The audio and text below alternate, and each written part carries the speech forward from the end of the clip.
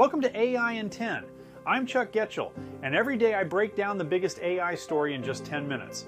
What it is, why it matters, and how you can actually use it. You probably remember when Siri first launched back in 2011. You asked it to set a timer, and somehow it started playing music instead. Well, those days of digital confusion are about to become ancient history. Apple just announced they're completely rebuilding Siri from the ground up. And this isn't just another software update, this is Siri becoming something that can see your screen, understand what you're doing, and handle complex tasks across multiple apps without you lifting a finger.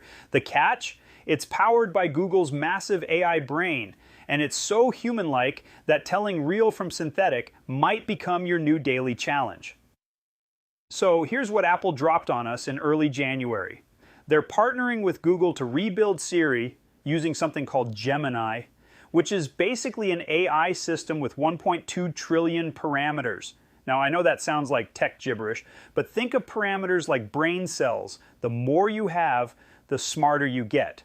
For comparison, the original Siri was like a goldfish.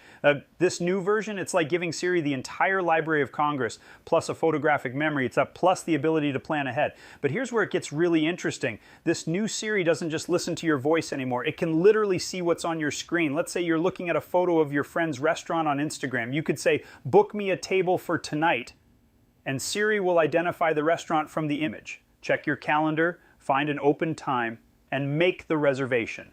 All without you opening another app or repeating yourself. Or imagine you're reading an email about a work meeting. You tell Siri, "Set this up," and it automatically adds the meeting to your calendar, orders an Uber based on the location in the email, and even sends a message to your spouse that you'll be late for dinner. It's like having a really efficient personal assistant who never sleeps and never forgets anything. Apple is calling this agentic AI, which is tech speak for AI that acts like a digital agent on your behalf. Instead of you managing 10 different apps, Siri becomes your single point of control, and because it's Apple, they're processing everything either on your device or in their private cloud servers. Your data never touches Google servers directly.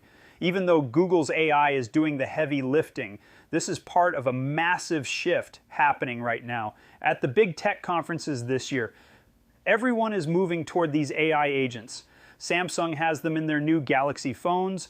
Lenovo is putting them in laptops. Even car companies are building them into dashboards. We're basically watching the birth of AI that doesn't just answer questions, it takes action. Now let's talk about what this means for your actual life. Because this isn't just about having cooler phone tricks. This is about fundamentally changing how you interact with technology. And honestly, how you tell what's real anymore. Like, think about your morning routine. Right now, you probably check your calendar and look at the weather, maybe read some emails. With Agentic Siri, you could just say, "Handle my morning," and it figures out everything. It sees you have a 9 a.m. meeting, notices it's raining, orders your Uber early, moves your dry cleaning pickup to lunch, and texts your assistant about the schedule change, all while you're brushing your teeth. For small business owners, this could be huge. Imagine Siri scanning your invoices, following up on late payments, scheduling your social media posts, and even handling basic customer service calls. That's hours of admin work just gone. You could focus on actually running your business instead of managing it. But here's what really keeps me up at night. When AI gets this good at mimicking human behavior, how do you know what's real anymore? If Siri can handle phone calls that sound completely natural, what stops scammers from using the same technology? That call from your bank asking about suspicious activity, is it really your bank, or is it an AI agent trained to sound exactly like them? This isn't paranoia, it's already happening. Voice fraud costs Americans over $1 billion every year.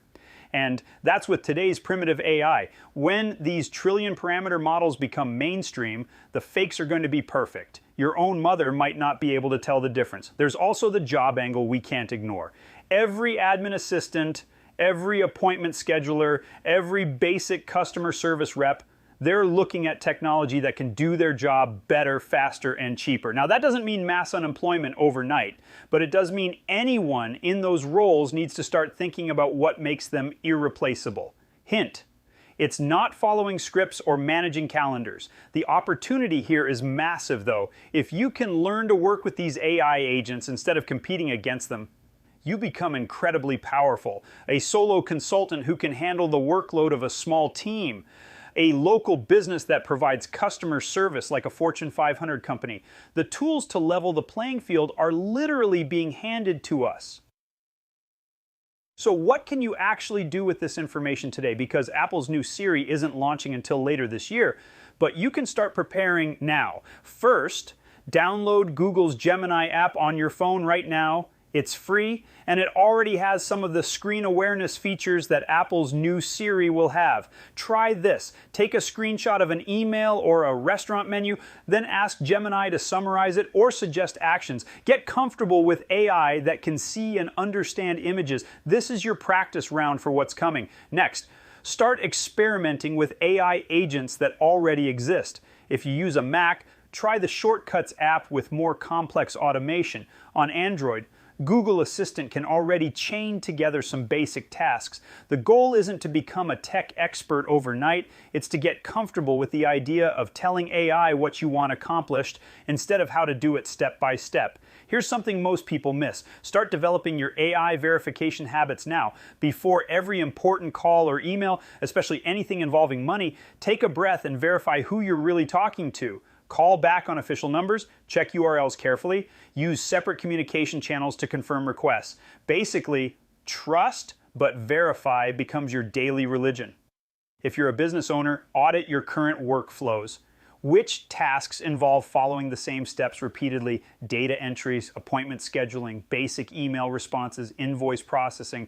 These are prime targets for AI automation. You don't need to implement anything yet. Just identify where the opportunities are. When these tools become mainstream, you'll know exactly where to deploy them first. For parents, this is crucial. Start teaching your kids about AI detection now. Not to make them paranoid, but to make them smart. Show them deepfake videos on YouTube. Explain how AI can generate fake photos. Make it a game to spot what's real versus synthetic. These are life skills now, like teaching them to look both ways before crossing the street. And here's something counterintuitive. Instead of avoiding AI tools, lean into them.